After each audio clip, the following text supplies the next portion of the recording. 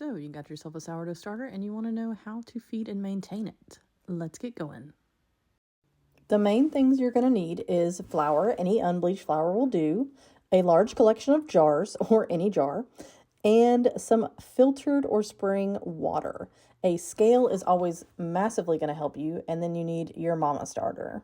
You really don't need to maintain this large of a starter unless you're going to be making loaves constantly. So hypothetically, let's feed some starter so that we can make a loaf of bread for the next day.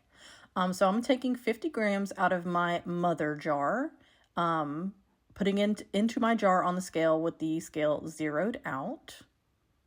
And as you can tell, I like my starter thick, like barely moving, thick. And we're going to feed it a 1:1:1 ratio. So since I put 50 grams of starter in there, I'm putting 50 grams of flour. This is unbleached bread flour, King Arthur brand, not sponsored.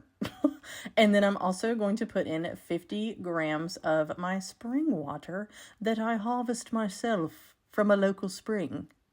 I'm being dead serious. I actually go to a spring and that's where I get all my water from. Anyway, you're going to mix that up really well. Until you have like a thick pancake batter or thick like muffin batter consistency, and there are no dry bubbles left of dry flour or like pockets of flour.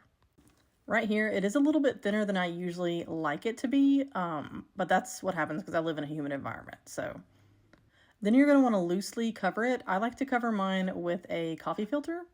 If you're going to use a jar lid, don't screw the jar lid down, because if it grows too tall, then it can literally explode out of the jar and then you got a mess.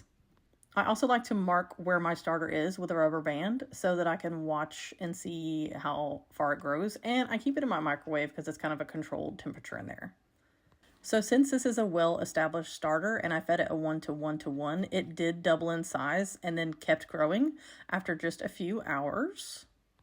And right here is when it is ready to bake with, once it has doubled in size and is nice and bubbly on top. But let's say you don't want to bake with it. You put it back in the microwave. This is what's going to look like several hours later. You'll see a tide line where it did rise up to, but it will have fallen back down to that rubber band. But if you feed it again, boom, there you go. You got more. I fed it a 1:1:1 ratio again and wound up with triple what I had before. I don't know, I can't do math. Anyways, you can just keep your starter in one main jar and just use that for bread. Have just enough left over for continuing it. This is my discard jar. I highly recommend keeping a jar of discard, not just for discard recipes, but just in case anything bad happens to your main jar, you've always got this for backup. It can develop a layer of liquid on top called hooch. That's perfectly normal. I'll admit, it can look kind of gross. You can pour it off into the sink or you can mix it back into your starter. It's totally fine. It apparently makes it taste more sour too, if that's your bag.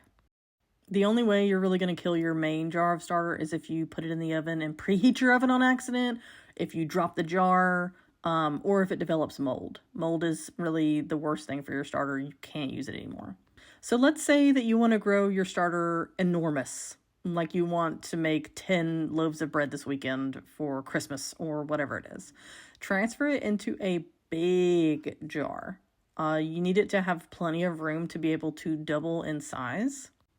And however much starter you put in that big jar, you want to put the same amount, at least the same amount of flour and the same amount of water. That's a 1:1:1 ratio. If you want to make more starter faster, then you can feed it double the amount of flour and water. For instance, if I just put 200 grams of starter in there, I'm going to then feed it 400 grams of flour and 400 grams of water. And that's going to make me end up with 1,000 grams of starter. As you can tell, it's actually a little too much for this jar because it looks fine now. It's only about a little over half full, but once it grows, it might explode right out of the lid. That's why you don't want to put a lid on tight. But you can definitely change up the amount of starter you can have. You can change up your ratios. I wouldn't go over a 1:5:5 ratio because you might dilute your yeast culture. But this was mine the very next morning. It had doubled in size. Boom. Look at that. I have 1,000 grams of sourdough starter. That's enough to make 10 loaves of bread. And it can keep going like that. I could dump this in a 5-gallon bucket and have 5 gallons of sourdough starter by the next day if I wanted to. As long as you're feeding it, she will keep growing. Good luck.